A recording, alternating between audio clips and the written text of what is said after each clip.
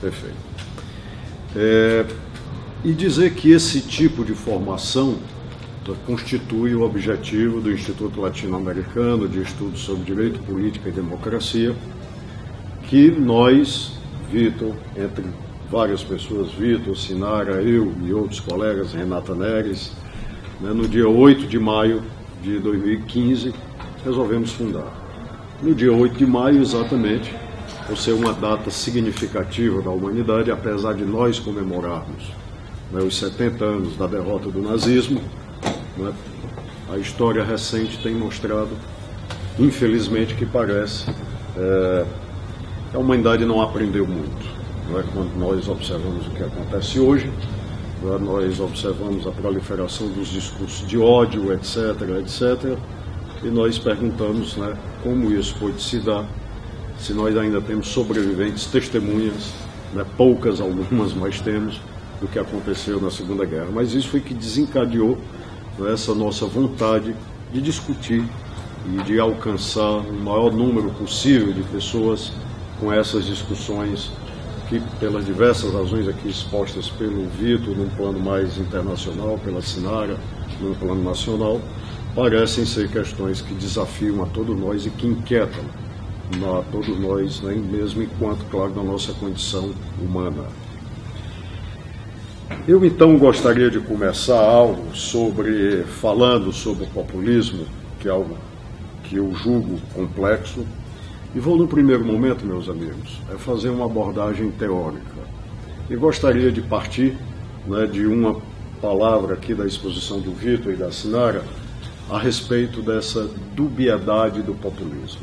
Ou seja, que o populismo, é verdade, ele tanto pode, como a tendência europeia, adquirir uma conotação conservadora, mesmo reacionária, de regresso, de passado, mas ele pode também, como é aqui a experiência na América Latina, ter uma outra vertente.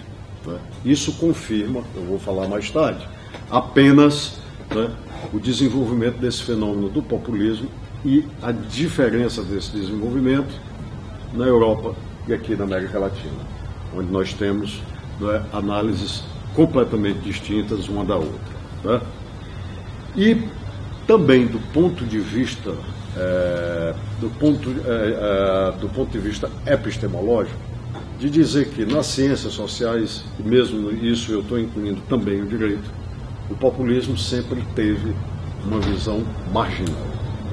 Eu gostaria de dizer, por exemplo, registrar, chamar a atenção, como alguns intelectuais do SEBRAP, tradicionalmente mais ligado a um pensamento que eu chamaria de liberal, a definição que eles dão, por exemplo, para o golpe de 1964, chama-se de interrupção do populismo.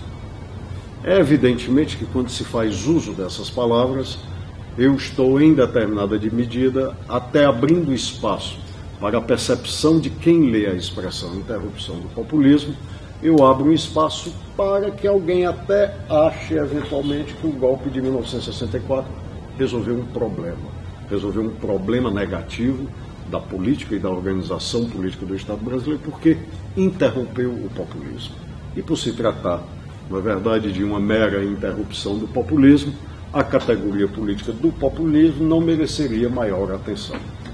Então isso é algo que é importante e que eu gostaria de dizer que há esse impasse teórico a respeito do populismo. Primeiro, há uma perspectiva epistemológica dentro do próprio pensamento sociológico de como conceber o populismo. O conceito sempre foi vago, é objeto de estudos das mais distintas visões. Nós temos algumas obras que não esgotam de maneira nenhuma a vastíssima literatura sobre o populismo, mas que foram, parece-me, principalmente dos anos 60 para cá, que de alguma maneira adquiriram uma centralidade. Eu me refiro ao primeiro trabalho organizado de Dino Germani, Autoritarismo, Fascismo e Populismo Nacional, de 1978. Uma escritora americana, Margaret Canova, escreveu também uma obra chamada Populismo, essa em 81, e a obra mais recente, da qual eu julgo uma das melhores percepções do populismo, de Ernesto Laclau, que se chama A Razão Populista. Evidentemente que nós temos o populismo presente de uma forma que eu diria tangencial, ou seja, diversas análises sobre a Europa e sobre a América Latina, tangencialmente, analisam a questão do populismo e, claro, percebem, tentam dar um tratamento de uma percepção histórica ao populismo, mas ainda de uma maneira acidental. Nesse sentido, é que há na literatura, ou pelo menos havia, até os anos 80, uma tendência, duas grandes tendências de concepção do populismo. Uma primeira tendência era definir, e aqui derivada desta marginalidade epistemológica do populismo, era tratar o populismo com características únicas em todos os seus aparecimentos.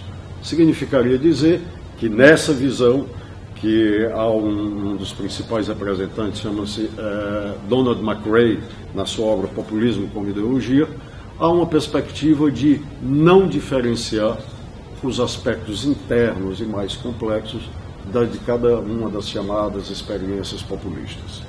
Mas há outros autores, de uma segunda corrente, que reconhecem essa complexidade e reconhecem a possibilidade de uma construção epistemológica particular de cada um dos fenômenos do chamado populismo. Sendo que, mesmo nessa concepção particularizada, há alguns elementos que dialogam, como, por exemplo, a tentativa de construção de um diálogo direto com aquilo que se denomina o povo.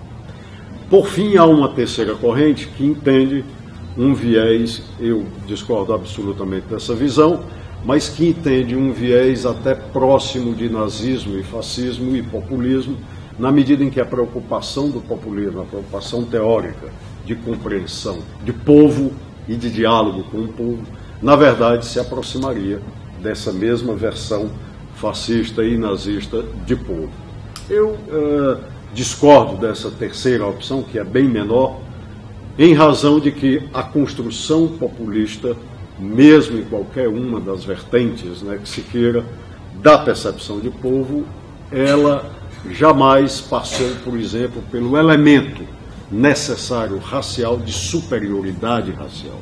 Ela passou até por um elemento de superioridade econômica, de superioridade cultural, mas não há essa centralidade no que nós chamamos do conceito racial como é presente principalmente na experiência nazista. Bom, o populismo tem recebido